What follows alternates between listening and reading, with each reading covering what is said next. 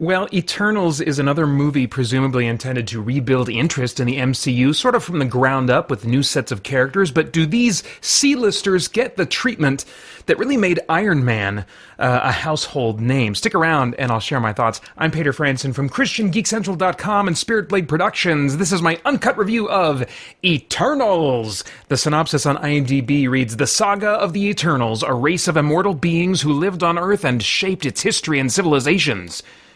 Following the events of oh no wait no that was it and then there's a synopsis further down that I think says a little bit more. Following the events of Avengers Endgame, an unexpected tragedy forces the Eternals, ancient aliens who have been living on Earth in secret for thousands of years, out of the shadows to reunite against mankind's most ancient enemy, the Deviants." All right, so what is this animal? How would I describe it? Maybe in particular compared to other Marvel movies, I would say that there's more drama and less action per minute than typical, but still, I think, way too many characters for the time that's given. It's like 2.5 hours long, give or take, and I think this could have worked better as a premium series, and maybe even like one of those other shows could have gotten a movie instead. I think they needed more time to delve into these characters.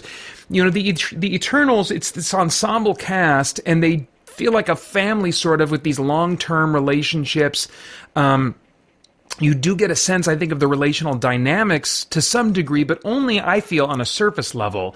In fact, 1 or 2 romances show up between characters by surprise, with a character even saying, "Oh, you didn't notice that?" You know, and just kind of like treating it as a joke. And I'm like, yeah, no, you didn't say anything. You didn't indicate anything about this romance coming up. And here it is suddenly out of the blue, and that's why I'm not invested in your dramatic beat that depends on me caring about that romance. And so they kind of like give lip service to character elements, but I wanted them to go much more in depth with a lot about who these characters are. Unfortunately, they wouldn't have the time. I really don't think they would have the time. They didn't, even in this 2.5-hour movie. Also, the action falls flat because, for me, the limitations of power are important to be defined. If you want tension based on the limits of the characters' powers and them pushing their limits, you know.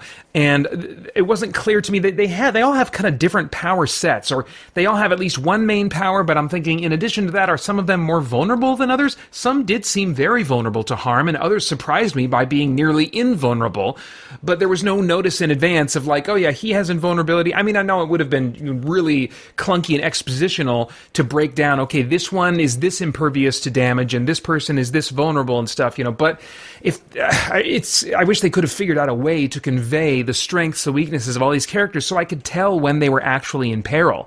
I never knew when to be concerned, and so I never was concerned. This can work to have characters like these that are really super powered, and so you're not concerned about their safety. It can work if the tension is more philosophical or emotional, if it's related to what the characters should do, and they're wrestling with that instead of whether or not they can do something. However, the philosophical or moral dilemma that the characters face, which is a dilemma in the movie, it had me distracted with the major logical inconsistencies philosophically that were involved, which I'll get into in a minute here. But let me talk about the cast just briefly. All the performers I thought were fine, but like most Marvel movies, this isn't an actor's film. It's more of a writer's film and a action popcorn type flick. So even having noteworthy celebs, some of which are known for their dramatic work, even having them involved didn't get much chance or give much chance to show their acting chops, and representations of these characters were pretty straightforward and mostly uninteresting to me, unfortunately. As far as the stunts and visuals go, I think it's probably standard Marvel quality, I guess. It's flashy, so there's definitely eye candy. It's not going for realism, and largely it doesn't need to go for realism, since most of the effects are creating fantastical things like aliens and solidified energy constructs and stuff. So plenty of stuff that's cool to look at, and so it doesn't need to be realistic most of the time. However, there were a few actor replacements where they're like, we can't have a stunt person person do this? Normally that's what they would do. They say a stunt person can't do this or it would take too much work. Let's just put a CG fakery version of the actor in there in this action moment, So we've seen a lot of that in the last 10 years, But there were some of those CGI actor replacements that felt unnecessary to me. I'm like, the actor could have done that, or maybe too obvious to my cursed eye. So that was a little unfortunate.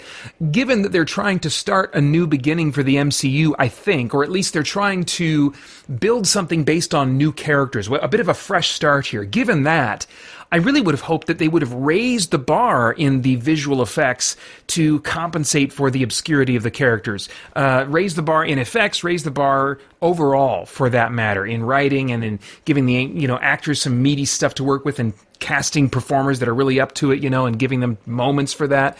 So this phase really is off to a weak start for my tastes in general, and I feel like Eternals exemplifies that. It's not cringingly weak. It wasn't like a really hard slog to get through, but I'm just very disinterested.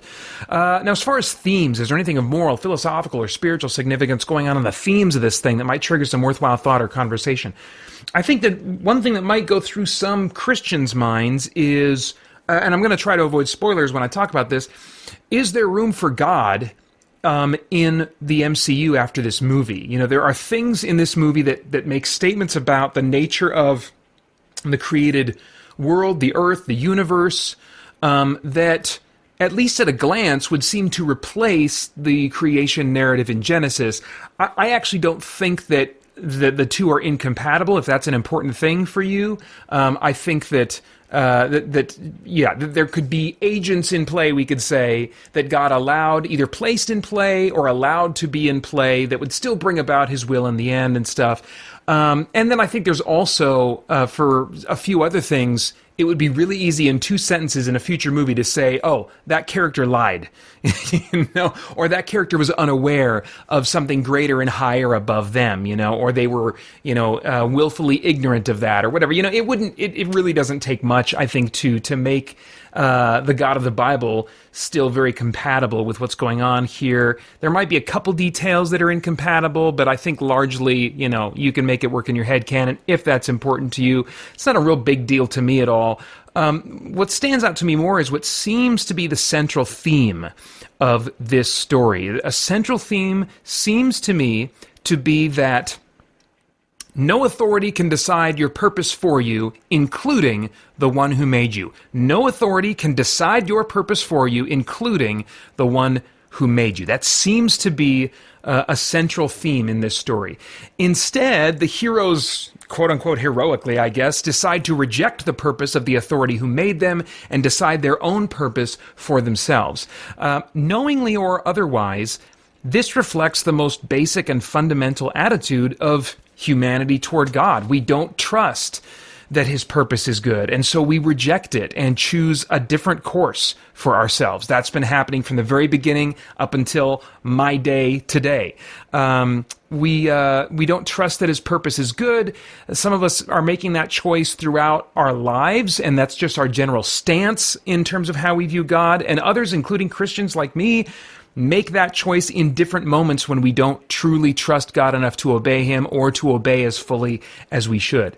Conveniently in fiction now, writers can make the rejected authority, or creator even, an obviously corrupt and evil being, so that we, as audience members, will agree and sympathize with their rebellion. But in both this movie and the real world, there's a major logical problem when the created thing rejects the purpose given to it by its creator.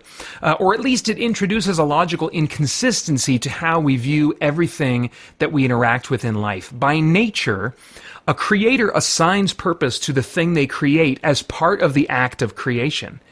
And the creator has every right to determine that purpose.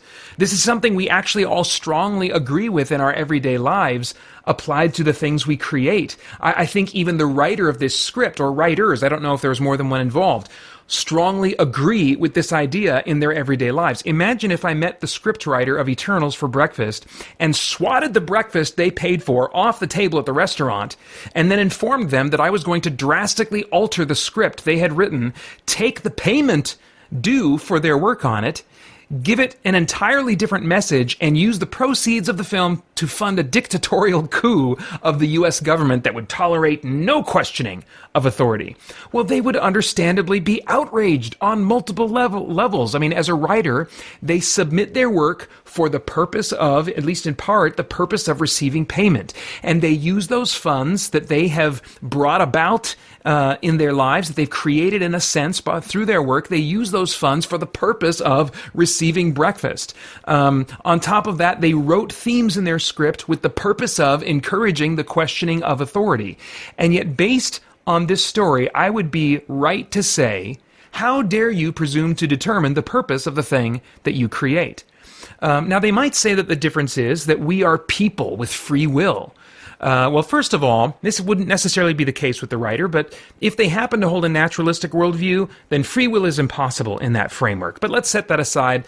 Let's say they believe in a creator. Their insistence, then, that humans deserve special rights to determine their own purpose apart from their creator, that insistence is only based on their own bias as a human being and their strong feelings on the subject, not based on an objective principle that they could actually defend. Again, I'm not saying this theme in this film is knowingly making a statement of rebellion toward God. It may be very unknowing, but it at least unintentionally reflects our natural tendency to reject God's purpose, assuming it and He is flawed, and try to create our own purpose, despite the lack of objective grounds that we have to do so. Objective moral values, including the fulfillment of purpose, cannot exist apart from God. And to clarify, by God, I mean a being, and when philosophers talk about the idea of God and they're arguing for and against it, the concept on the philosophical level of God is a being worthy of worship, not a big, strong man with a beard in the sky or whatever. It's not that. We're talking, when we're asking about questions of the nature of God, God's existence or non-existence, we're talking about this being, this ultimate being that is worthy of worship. Not merely a being who is much older, smarter, and stronger than we are, but worthy of worship. And so when people rebel against God, it's not really because they believe He doesn't exist, but because they believe He is not worthy of worship. So for us as Christians, I think it's worthwhile to consider, when we encounter someone antagonistic toward God, that they have likely had an experience that left them with a distorted view of God's character. Often of a hurtful experience of some kind. And it's that hurt that we should be patiently willing to hear about from them as we look for moments to share our own experience of the true God, who is truly good, selflessly loving, wonderful, trustworthy, and in fact, worthy of worship, worthy of centering our entire lives on.